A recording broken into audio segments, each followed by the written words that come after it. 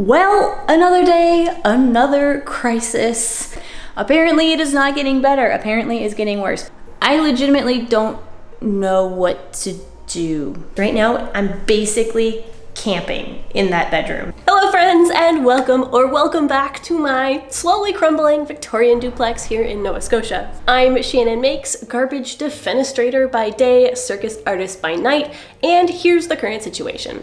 Phil, my renovation partner in crime, left to go back to Montreal as we saw a couple episodes ago, and I ended up with a few weeks alone in the house before I would also go back. And it was my goal during that time to completely overhaul our bedroom. I wanted to get one room in the house to a very clean, livable state for so many reasons that I'll go into in a second, but also because it seemed like a wise decision to limit my activities in the house to ones that were slightly safer, especially considering that I was going to be alone by myself in a new city and I didn't know anybody in case of accidents. So for the next few episodes, I'm gonna be solo, we're gonna have some fun, we're gonna do some things that are a little bit more aesthetic. There will still be plenty of sludge slinging and heavy lifting, lots of sweat, but it's just gonna be a little bit more restrained. Don't worry, Phil will come back, we'll tackle the gutters and the heating systems together, but for now, all you've got is me. And Canal, don't worry, we still have Canal. What? So let's go hand it off to past Shannon, who's gonna explain why we're focusing on the bedroom. Well, hello friends. I apologize for both the echo and the incredibly loud traffic sounds. There's no furnishings in this room whatsoever, so it's very, very echoey. I'm sorry, I have a spider web on my nose. There are spider webs all over this house. So anyway, I'm kind of in the middle of, or just starting to redo our bedroom. But in order to redo that room, I kind of need to relocate the bedroom temporarily, and it's gonna be in this room where I'm standing. So that means I have to clean this room out first, then move all the stuff over, and then I can start on that room. Why do I have to clean this room out? Because I know how renovations go, and I know that they're gonna drag out and take forever, and that it's gonna be really nice to have one room that is done-ish. I say done-ish because I know I'm not going to probably strip the paint off the woodwork. I'm not going to go crazy repairing the plaster. I'm just going to patch some holes. I'm gonna give it a fresh coat of paint and gonna make it a more livable bedroom situation, because right now I'm basically camping in that bedroom. So insider scoop here, because I filmed a bunch of stuff with the goal of making it into one nice bedroom overhaul video. Mainly because I figured I could probably come up with a catchy title and a cool thumbnail, and that's just generally the type of video that people are more likely to click on. However, looking back at all the footage I took, and especially after starting to try and edit it together, it ended up being terrifyingly long. It would have been at least an hour-long video. So instead, what I decided to do is I've kind of broken it up a bit. So you're gonna get little bits and bobs of the bedroom reno kind of just sprinkled here and there over the next few episodes, especially those sections that were a little more tangential to the main bedroom video. And then at the end, we're gonna do one video dedicated entirely to the bedroom overhaul with a nice little reveal at the end. And hopefully these little segments are just gonna add some extra context and background to that main video. Here's the room where I need to clean out. It's actually a very lovely room. I hope to eventually make it a sewing space at some point, because it is, first of all, it's on the second floor, so it gets in a lot of nice light. It's also got 2 windows, which is gonna be also fun for adding a lot of light in here. One of them has a very deep windowsill, which is gonna be perfect for sitting on and looking out the window, which I would do so that it's filthy.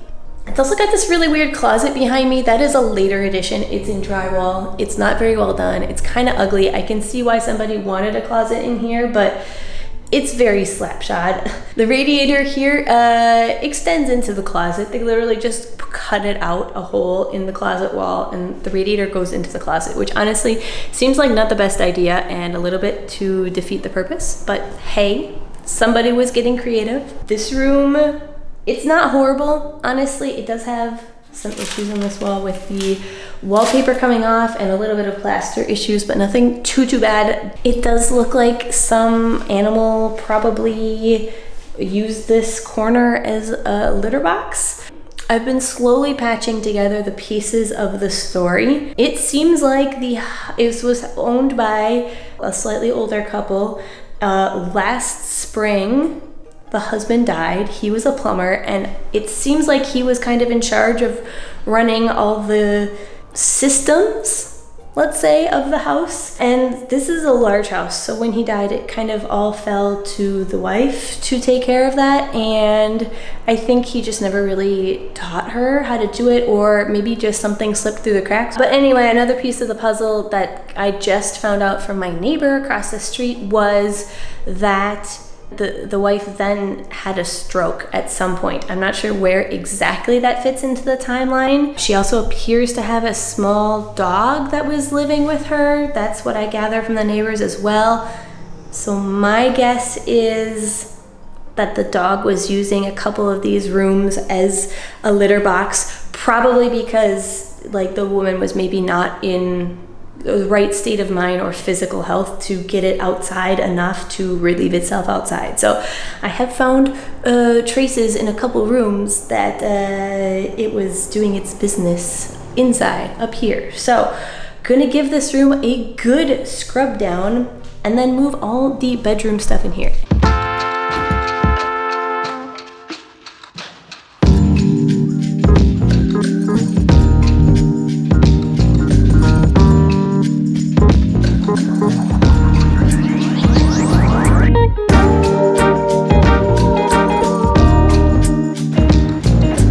So the floorboards in here are the original wide pine planks, which had these absolutely giant gaps between them, which means that cleaning these was extra fun because there was just all sorts of nastiness that had sort of seeped into these cracks throughout the years.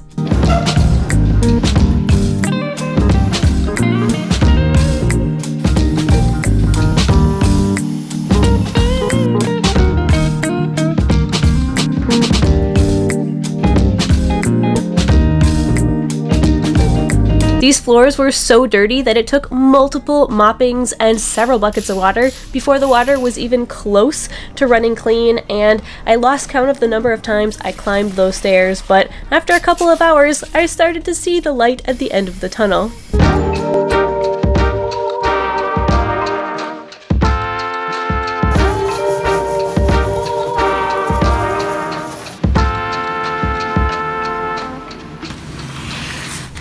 Friends, we are so close to hitting 100,000 subscribers here on Shannon Makes, which I do realize these days it's more of a vanity metric than anything, but also it would just be a really amazing personal milestone for me. So if you are a frequent flyer here on the channel, if you find yourself tuning in week after week for every episode and you're not yet subscribed, please consider doing so because it would really mean a lot. Well, I just bought something on Marketplace that is super fun and funky and bright, and I think it's going to be a great addition to this house, but maybe not for a year or two, but it was a great deal, so I couldn't turn it down. Would you like to see what it is exactly that I'm talking about? Let's go take a look.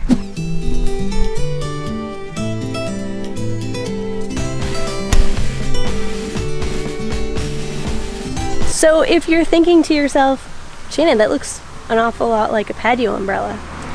Well, you would be right, that's exactly what it is. But it is not just any patio umbrella. It is huge, it is bright red, it cantilevers out so it gives shade like a good distance from the base. It has LEDs and they self-charge from a solar panel on top of the umbrella. How cool is that? So I did go looking online to see how much this type of umbrella retails for, and the cheapest version that I could find of it was on Amazon, of course, and it was 140 Canadian plus shipping plus, tax.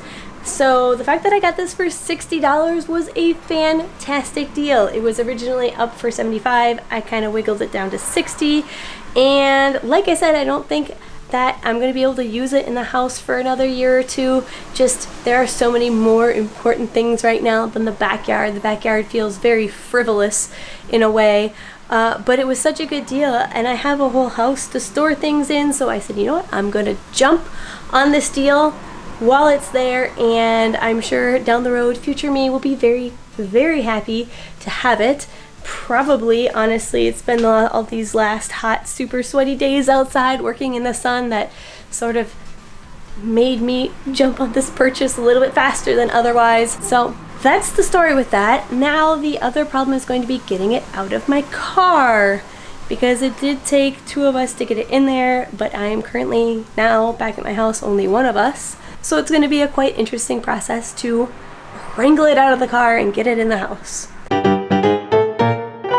What is it getting caught on? Oh, the stick shift. Heave. Oh! Nice, nice, nice. Yes, nice.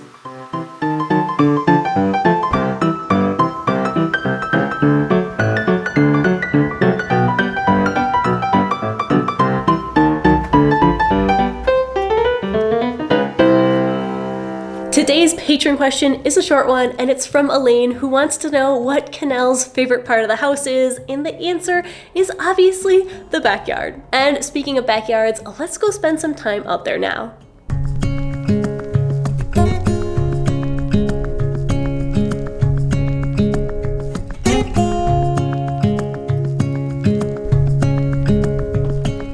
Okay, so that patron question felt like a bit of a cop-out, admittedly, so let's tackle another one, shall we? Because I got a few different versions of the same question, which is basically, what order am I tackling the renovations in, and how are we determining that order?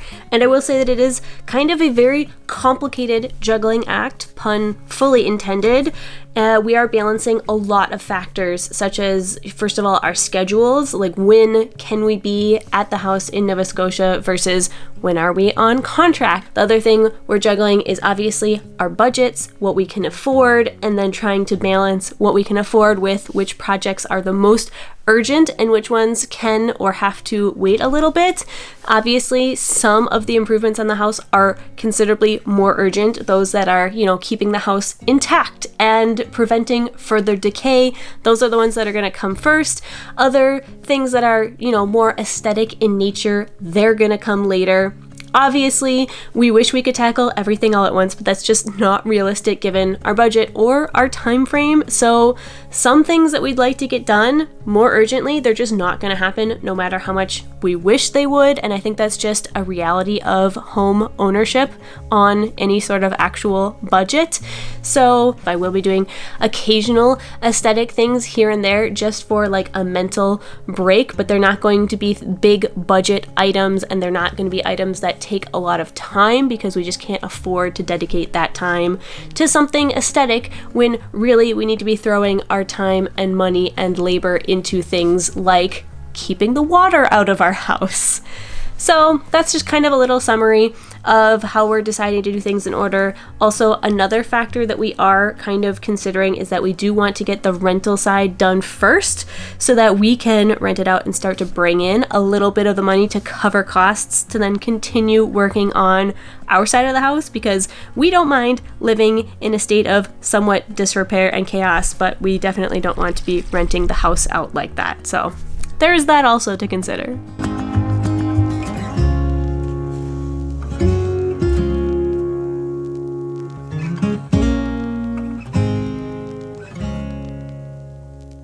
So full disclosure, the plan here was to put these flowers on my freshly renovated front porch.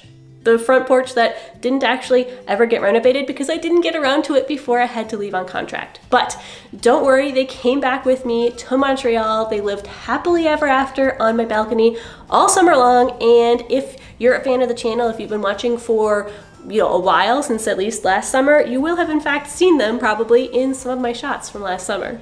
So a few episodes back, I teased the very first community patchwork project that I would be doing here in the house, using all of those fabric scraps mailed in by you, viewers and fans of the channel. And in that episode, I asked y'all to guess what the first project here in the house would be, and I got a lot of great answers. Some of them even gave me some good ideas for future projects, but as of the time that I'm recording this, only 2 of you got it right, and it's that fainting couch from down in the basement. We've gotten a few glimpses of it here and there, but we never actually got a really good look at it. So I thought, let's go down to the basement, because yes, it is still down there months and months later, and take a closer look at what we're dealing with and chat about why I think it would be the perfect candidate for this patchwork project. Okay, so here it is. Still in our basement. It has sat down here through all of the trials and tribulations that our basement has seen, and that's because I knew right from the start that I wanted to keep it. So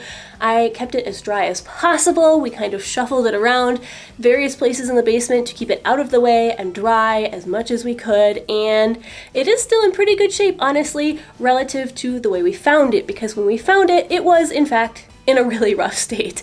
But that's okay, it just makes it an even better candidate for a She and Makes glow up. So let's talk about it. Why is it a good candidate? First of all, because it's got the quintessential fainting couch shape. I have a history on this channel of saving and repurposing old fainting couches. I love the shape, and if you'd like to see its predecessor, you can go watch my corgi fainting couch for some good upcycling shenanigans and corgi content. The second thing that makes it a great candidate is that it's not the fanciest of couches, which on the one hand, it is kind of a shame, because sometimes I do see these really fabulous fancy couches with like crazy shapes and amazing intricate woodwork, and that is very much not this couch. This is a very utilitarian fainting couch, if there is such a thing. But I think that's actually gonna make it much easier to do. Like maybe one day I'll tackle a crazy, fabulous one, but I figured it was a good idea to start with something a little more manageable.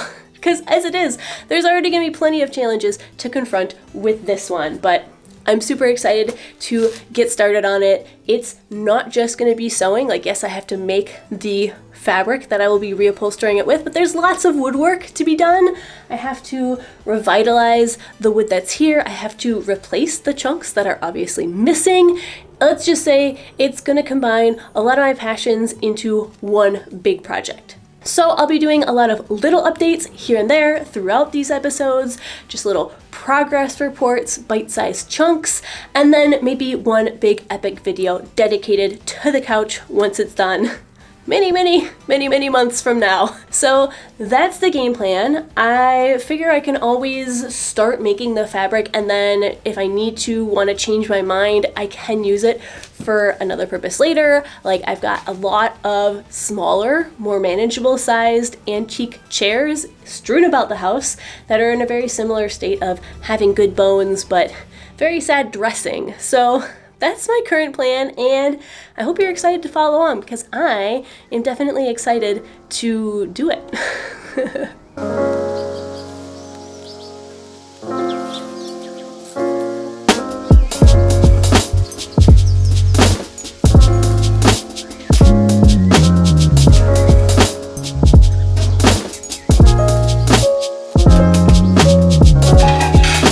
I finally put some time aside in the day to get down to those more mundane chores that had been neglected in the crazy 2-week push that Phil and I had just done, and I will say that nothing makes mundane chores more tolerable than not having had proper running water in the house and not being able to easily wash clothes or dishes.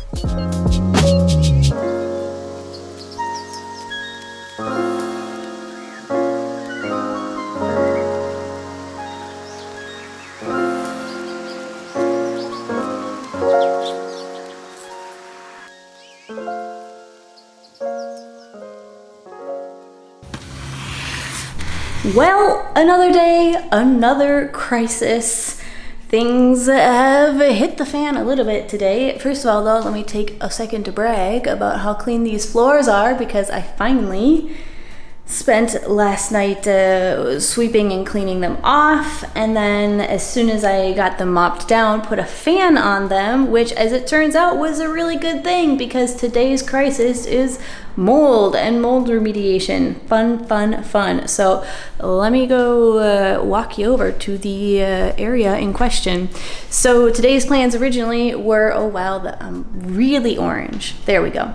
Today's plans were originally to be painting the bedroom upstairs. I finally got everything all sanded down. The walls are prepped and ready to be painted. However, late last night discovered the problem that is this. It's actually, you're like, how could you not have noticed that before? So here's what happened. Actually, while I was mopping this room over here, I had a tiny bit of extra water and I decided, oh, well, let me just mop up this little section down here.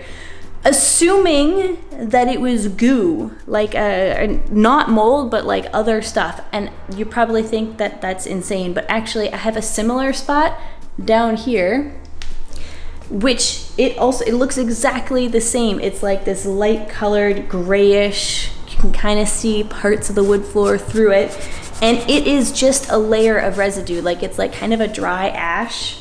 I don't know what exactly it is, but it's clearly like there was something sitting here, a piece of furniture, and it's left over from that. I don't know. So I had assumed that this is the same sort of situation. I don't know. And then went to start washing it with the mop and it wasn't coming up. It wasn't reacting. And then because I was already down in that area, I noticed this. I'm going to give you a close-up on it right now. Clearly mold spores pushing through the flooring of between the hardwood floor. Not a fan. Absolutely not a fan. So of course I panicked and went and put the second dehumidifier and the fan from my bedroom, everything downstairs, blowing as hard as possible, trying to circulate some air. So this morning, the question is what the heck to do about this. So I started by looking up any and all mold remediation services in my area. There are only 2 and they have horrible reviews, like absolutely horrible reviews. So then I Googled, well, how do I get rid of mold? Because if we go look down in my basement, there is in fact a ton of mold, which we knew, and we were trying to circulate the air and dry it out down there, but apparently it is not getting better. Apparently it's getting worse because that mold in that floorboard was not there when we came here a week ago. So after having Googled something, because apparently I'm going to be tackling this myself because there's no mold remediation services in the area that seem worth the money, and because Phil is in Montreal, it seems like the game plan is going to be to go get a crap ton of box fans, like 4 or 5, and just try to circulate the air as much as possible to dry it out, and also just because mold has a hard time growing when the air is circulating. Then I'm gonna get a bit of bleach and mix up a solution of water, bleach, and a tiny bit of dish detergent. Gonna spray that on all the affected areas, leave it for an hour or 2, and then come back and oil up my elbows because we're gonna be doing a lot of scrubbing. The good news is that I already have the mask for it with all of the appropriate filters. I've already got the latex gloves, I've got some safety goggles. So in terms of protecting myself against it, I feel pretty good. I think I will go get a pair of long sleeves though, because it is summer, and as you can tell by the color of my face and the state of its general shininess, it's really hot out. So I don't have any long sleeves. So we're gonna go get some long sleeves, make sure I'm completely covered and staying safe. And then we're gonna be tackling this ridiculous situation, which I'm just crossing my fingers that it works, because if it doesn't, I legitimately don't know what to do. Right, let's go get some bleach. Actually, a new plan of attack, slight change in plans, because I did remember that we had a giant tub of vinegar laying around the house from the previous owners. So Since that is one of the other solutions for killing mold that I found, especially the white mold specifically that we have here, it said try pure undistilled vinegar. If that doesn't work, try a solution of bleach and water. I was just gonna go right for the bleach and water and just, because that seems to be the most surefire method. But since I have so much vinegar laying around here at hand, I have repurposed a different spray bottle, filled it up with vinegar. Gonna go spray that on the affected, just the hardwood up here, maybe a small section in the basement to see how effective it is. While I try to get a hold of Phil and see if we can kind of come up with a larger scheme plan of attack for how exactly we want to handle this, since clearly our previous attempts have not necessarily been working.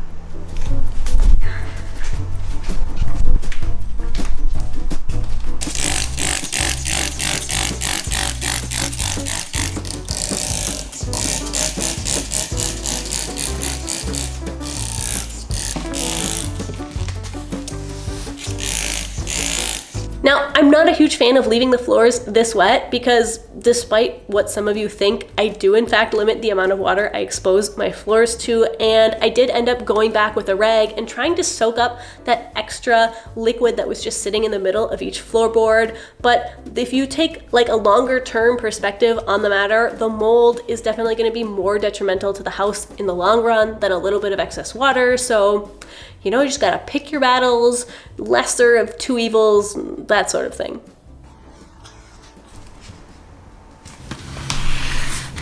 Pretty sure I'm gonna get a lot of heat on this one. I can neither loosen it nor tighten it, which is not great because it's leaking. I'm a little bit sick of this saga already, and it's only just beginning. Because this crack does continue up. I could just keep on peeling off parts that are as big as my head. Here I have assembled but a small selection of the various lighting options that are just sort of sprinkled throughout this house.